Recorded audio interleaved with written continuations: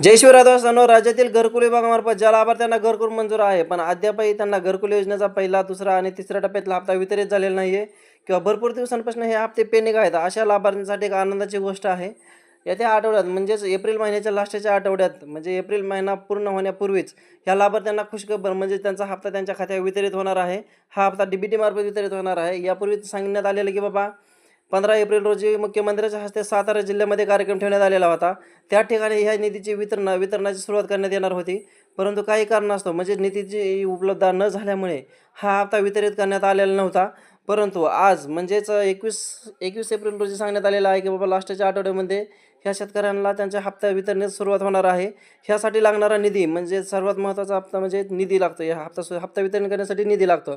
तर ह्या हप्त्याची निधीची तरतूद महाराष्ट्र शासनातर्फे 4 कोटी आणि केंद्र सरकारतर्फे 6,000 कोटींची तरतूद करण्यात आलेली आहे.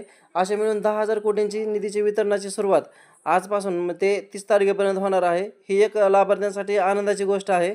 धन्यवाद.